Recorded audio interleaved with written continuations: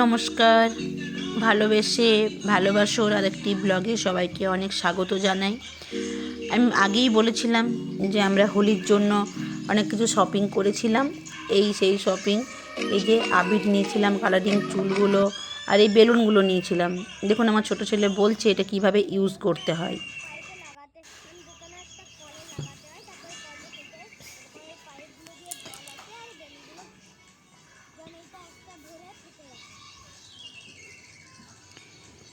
এখানে আমরা নিজেরা রেডি হয়ে নিই প্রথমেই ভেবেছিলাম 2-4টা ফটো নিয়ে নেবো, কারণ জানতাম যে একবার যদি গায়ে আবির লাগে তো কেউ আর কাউকে চিনতে পারবো না। এখন বলুন কি সুন্দর নতুন নতুন হোলি সেলিব্রেশন করার জন্য জামা কাপড় উঠে গেছে, আমরাও নিয়ে নিয়েছিলাম। এরপর আমরা ওখান থেকে একটা মন্দিরে যাই, এটি জব্বলপুরেরই একটি মন্দির। ওখানে আমরা প্রথমে ঠাকুরের পায়ে আবির দিয়ে তারপর আমরা আমাদের হোলি খেলবো বলে ভেবেছিলাম। তো এখানে নিজেদের মতো করে একটু ঠাকুরের পুজো করে নিলাম। এটি একটি মহাদেব আর হনুমানজির মন্দির, তার সাথে রাম, সীতা, লক্ষ্মণেরও মূর্তি আছে। এখানে আমরা প্রায়ই যাই, এটা আমাদের বাড়ির একদম কাছেই। এই মন্দিরটিতে যেতে আমার ভীষণ ভালো লাগে। ওখানে গিয়ে কিছুক্ষণ বসে হনুমান চালিসা একটু পাঠ করি, পুজো করি। আর এই দিনও সেই জন্য চলে গেছিলাম যে আগে ঠাকুরের পায়ে একটু হোলিটা আবিরের রং ছোঁয়াবো, তারপর নিজেদের মতো করে হোলি সেলিব্রেশন করব। আসল কথা, আজ 10 বছর হলো আমরা প্রায় বাইরে আছি। এর আগে ভুবনেশ্বরে ছিলাম, ওখানেও হোলি সেলিব্রেশন খুব ভালোভাবেই সেই বছর করেছিলাম। তো এখানে এইভাবে হোলি সেলিব্রেশন করব বলেই ভেবেছিলাম। তো এখানে আমরা এই 2 মাস আগে এসেছি, জানেন তো। সেভাবে কাউকে চিনি না এখনও। গ্রামের মধ্যে যেরকম সবাই মিলে একসাথে গ্রামের পাড়ায় বেরিয়ে হোলি খেলতাম, বুঝেছিলাম যে এখানে সেভাবে এই বছর আনন্দ করতে পারবো না, কারণ এখনও সেভাবে আমার সবার সাথে পরিচয় হয়নি। হয়েছে মোটামুটি আশেপাশের কিছু লোকের সাথে, কিন্তু মানে একটা যে বন্ডিং তৈরি হয়ে যায় সেই জিনিসটা এখনও হয়নি।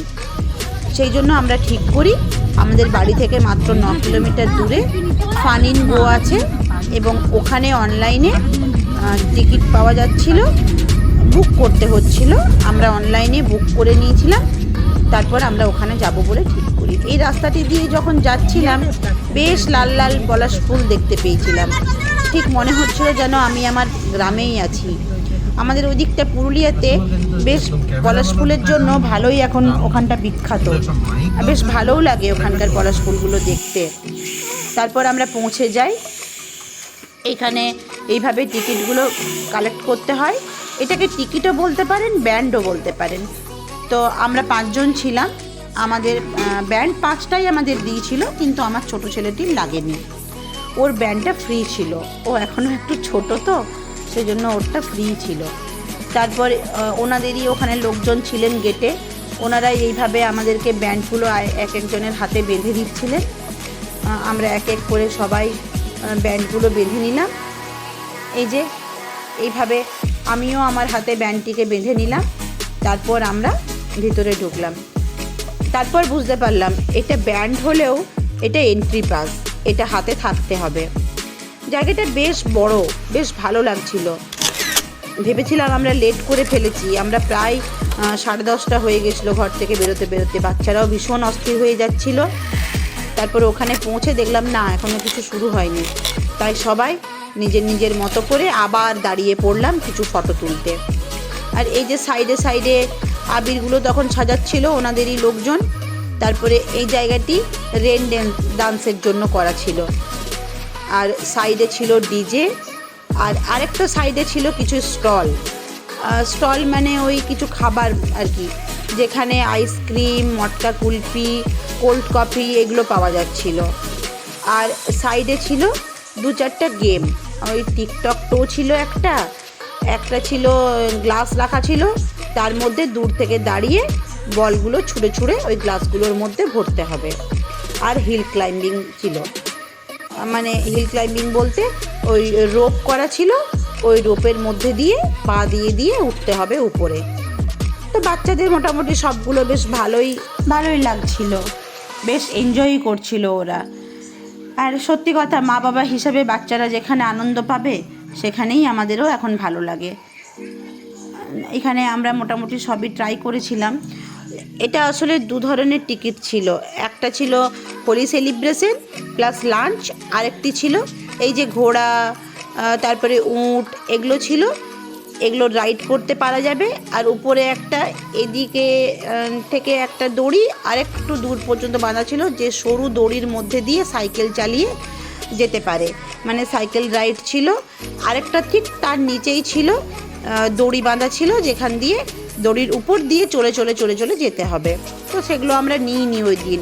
আরও কিছু গেম ছিল, আমরা সেদিন হোলি সেলিব্রেশন আর লাঞ্চটাই নিয়েছিলাম। বলুন, কোথাও গেলে কিছু জিনিস ছেড়ে আসতে হয় যাতে নেক্সট টাইম আবার যাওয়ার সুযোগ হয়, সেই জন্যই আমরা শুধু হোলি সেলিব্রেশন আর লাঞ্চটাই নিয়েছিলাম। এই যে বলেছিলাম না, আবির মেখে নিলে আর নিজেদেরকে চিনতে পারবো না। দেখুন, আর কেউ কাউকে বোঝা যাচ্ছে না।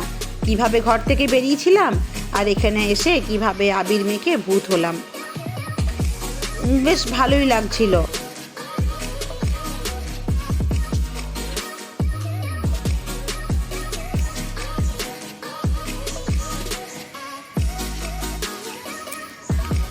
মাঝে মধ্যে ওরা দুই ভাই আর বাবা মিলে গানের তালে তালে নিজেরাও নেচে নিচ্ছিল একটু করে। আমারও ভালোই লাগছিল, মনে হচ্ছিল যেন সেই বাচ্চা বয়সে ফিরে গেছি। তবে আমাদের সময় আমরা এইভাবে কখনোই হোলি খেলিনি। রং নিয়ে, যেটা পাকা রং বলে, সেই রং নিয়ে, আবির নিয়ে আমরা গ্রামের পাড়ায় সবার ঘরে ঘরে গিয়ে রং মাখাতাম, নিজেরাও মাখতাম। তার একটা আলাদা আনন্দ ছিল। সেই রং বলুন তুলতে যেন 2-3 দিন লেগে যেত।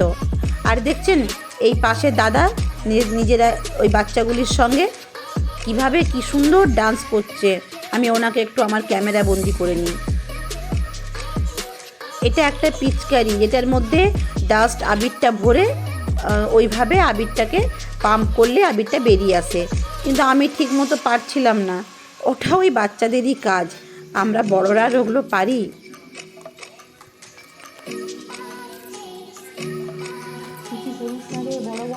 আমি বড় বড় কেটে রেখেছি।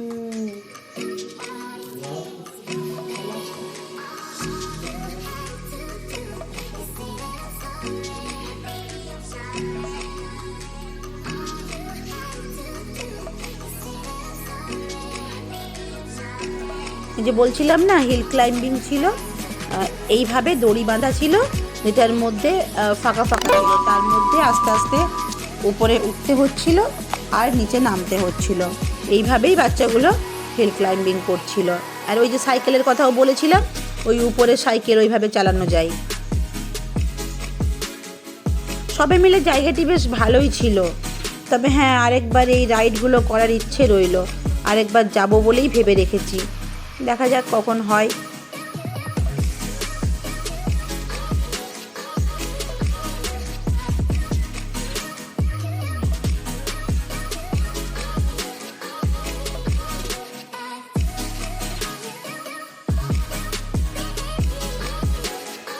এখানে এই যে থালাগুলো রাখা আছে, এগুলোর মধ্যে আবির দেওয়া ছিল।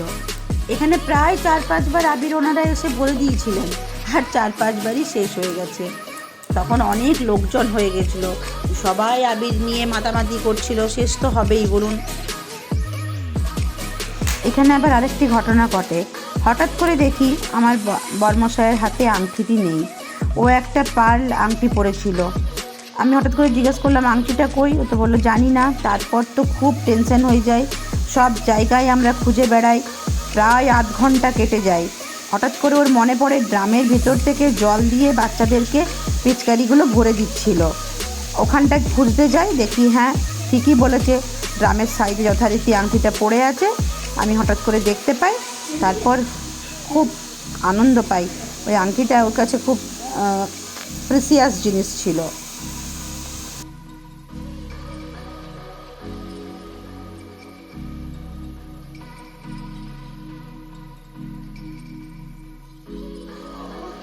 এখানে এই যে ডিজেরও ব্যবস্থা ছিল, এইভাবে সাইড থেকে বক্সে গান বাজছিল আর উপর থেকে জল পড়ছিল, যেটাকে রেন ডান্স বলা হচ্ছিল।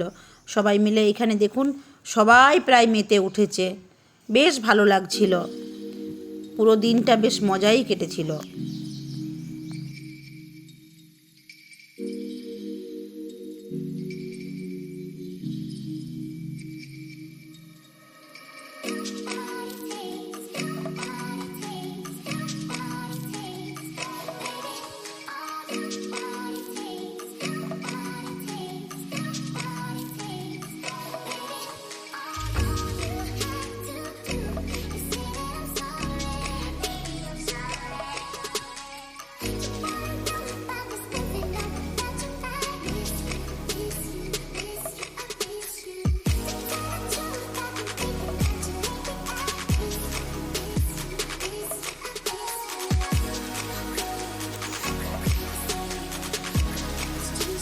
এখানে আবার এই শরবতটি পাওয়া যাচ্ছিল, এটা ওই টিকিটের সাথেই ইনক্লুড।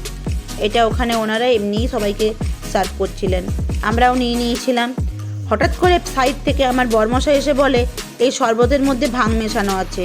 আমি তো পুরো পাগল, বাচ্চাগুলোও খেয়ে নিয়েছে, সত্যিই যদি থাকে। তারপর আমি ওনাদের যে লোকজন ছিলেন ওনাদেরকে জিজ্ঞেস করলাম যে এটার মধ্যে কি কিছু আছে মেশানো নেশার জিনিস? বলো না না, এটা পুরো এমনি, এত সবাই খাবে, এটা কি থাকে? তারপর যাক বাবা, আমার প্রাণ এলো। সত্যি বলুন, যদি কিছু মেশানো থাকতো বাচ্চাগুলোর কি হতো, আমি শুধু ওটাই ভাবছিলাম।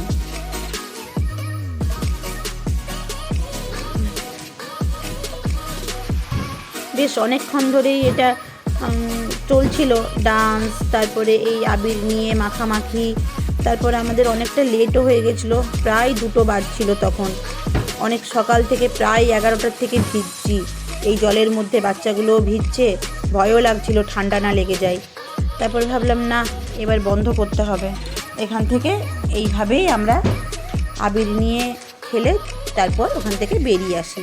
বেরিয়ে আসার সময় দেখি এরকম ডিমের মতো 2টো বক্স টাইপের করা আছে, যার মধ্যে একটা করে গদি রাখা আছে। ওখানে আবার বাচ্চাগুলো কিছুক্ষণ ঢুকে যায়, 2 ভাই মিলে বসে বসে ওর ভিতর থেকেই ডান্স করতে থাকে গান শুনে শুনে, আর এইভাবে গোল গোল ঘুরতে থাকে। তারপর ওখানে বেরিয়ে সাইডেই ওখানে চেঞ্জিং রুম ছিল, বা একটু স্নান করারও ব্যবস্থা ছিল। ওখানে গিয়ে আমরা একটু ফ্রেশ হয়ে নিই। এই যে বেচারা অবলা জীবগুলো এইভাবে দাঁড়িয়ে ছিল, আমার খুব খারাপ লাগছিল, তাই আমি ওদের 2টো ফটো নিয়ে নিলাম। এইভাবে চেঞ্জ করে তারপর লাঞ্চ করে আমরা বেরিয়ে যাই ওখান থেকে।